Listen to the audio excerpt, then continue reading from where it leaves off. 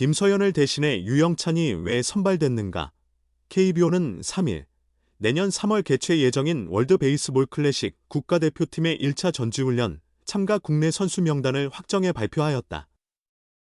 총 29명의 선수가 그 영예를 얻었다.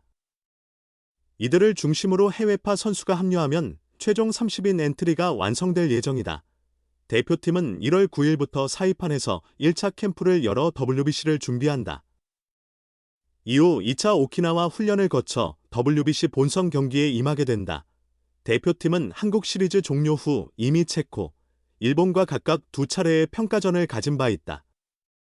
당시는 완전히 젊은 선수 위주의 구성이었으나 이번 1차 캠프 명단을 보면 그때와 선수 구성에 변화가 있는 부분이 확인된다. 가장 눈에 띄는 것은 하나 이글스의 마무리 김서현의 제외다. 시즌 후반부터 극심한 부진을 겪었으며 플레이오프와 한국 시리즈에서도 결정적인 홈런을 허용하며 흔들렸던 김서현이다. 다행히 체코, 일본 평가전에는 선발되었지만 상대적으로 약체인 체코전에서조차 혼자 실점하는 등 호전되는 모습을 보여주지 못했다. 결국 사이판 캠프 참가에서 탈락하게 되었고 대체 선수가 필요해졌다. 그중 LG 트윈스의 마무리 유영찬이 새로 합류한 점이 주목할 만하다. 유영찬은 이번 시즌 39경기에서 2승 2패 1홀드 21세이브를 기록하며 LG의 통합 우승에 기여했다.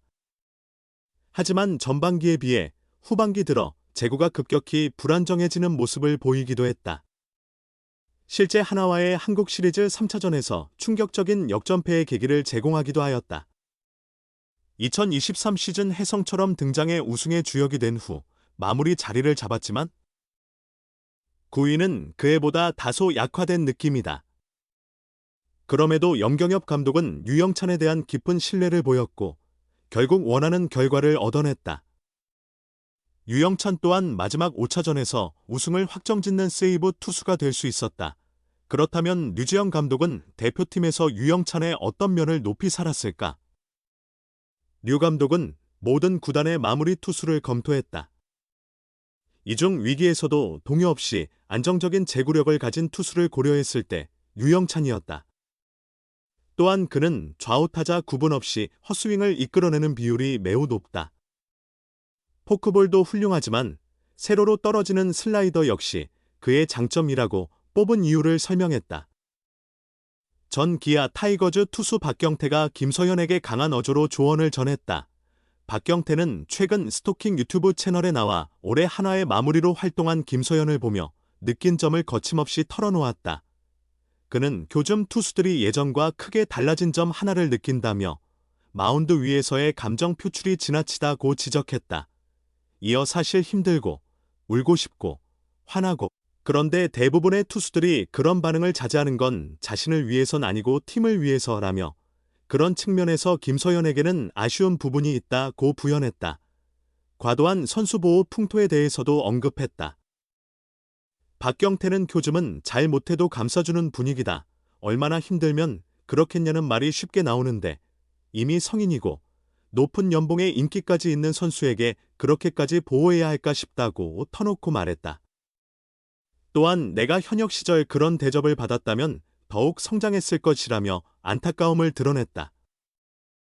김서현은 이번 정규 시즌 후반 부진에서 쉽게 벗어나지 못했다. 특히 지난 10월 1일 SSG와의 경기에서 투런 홈런 2개를 허용하며 충격적인 역전패를 당했다. 이 패배로 한화의 선두 추격은 멈추었다. 이어진 부진 속 김서현은 마운드에서 고개를 숙인 채 깊게 한숨을 내쉬는 등 답답한 심정을 드러냈다. 포스트 시즌인 플레이오프와 한국 시리즈에서도 부담감을 떨쳐내지 못했다. 가을 야구 5경기에서 3, 3분의 2이닝 동안 6실점을 기록하며 흔들렸다. 홈런도 3개를 맞았다.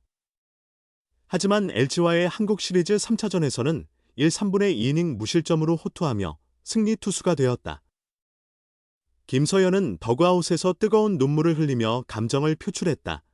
당시 뉴시스 인터뷰에서 김서현은 SSG전 이후 어려운 일이 많았다. 오랜만에 구회를 책임지니 그동안 겪었던 어려움이 생각났다며 솔직한 심정을 전했다. 첫 풀타임 시즌을 소화한 김서현은 시즌 후반 들어 구위와 자신감이 떨어지며 불안한 모습을 보였다. 10월부터 이 현상은 더욱 두드러졌다. 계속된 난조에도 김서현을 이끈 김경문 감독은 그를 향한 확고한 믿음을 보여주었다. 김 감독은 지도자로서 더 믿고 지켜봐 줘야 한다며 그를 지원했다. 투수 조련사 양상문 코치가 가을 야구에서 고전한 김서현의 숨겨진 이야기를 전했다. 왜 그렇게 힘들 수밖에 없었는지 양 코치는 그 이유를 알고 있었다. 김서현은 김경문 감독과 양상문 코치를 만나 완전히 새로운 투수로 거듭났다. 2023년 신인 드래프트에서 1순위로 지명되어 하나 유니폼을 입은 그는 데뷔 시즌 고통스러운 실패를 맛보았고 작년에도 1군에서 정착하지 못했다. 그러나 김경문 감독과 양상문 코치가 부임한 후 무한한 신뢰를 받으며 자신감을 되찾고 잠재력을 개화시키기 시작했다. 시속 150km 후반의 위협적인 강속구를 갖췄지만 제구가 문제였다. 양상문 코치는 그의 장점에 집중하기로 했다. 제구는 여전히 불안하다면서도 그런 구위라면 볼넷 하나 주고 삼진, 다시 볼넷 주고 삼진을 잡아도 이닝은 끝난다. 그렇게 하자고 당당하게 던지라고 말했다고 전했다. 또한 가운데를 보고 던지라고 했다. 서현이는 팔이 낮아서 가운데로 던져도 자연스럽게 싱킹 패스트볼이 되고 그게 주력 구종이 된다고 했다. 제구에 대한 부담을 크게 주지 않았다고 덧붙였다. 이번 시즌 그는 69경기에 출전해 66이닝을 던지며 33세이브, 2승 4패 2홀드로 이 부문 2위에 올랐다.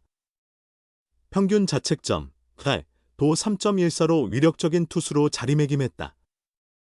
시즌 후 열린 K-베이스볼 시리즈에서는 국가대표 유니폼을 입기도 했다. 하지만 시즌 마지막 흐름은 너무나도 아쉬웠다. 전반기 1.55에 불과했던 이하가 후반기에는 5.68로 급증했다.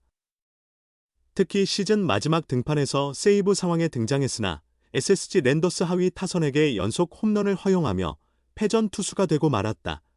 그 충격을 간단히 떨쳐버리지 못했다.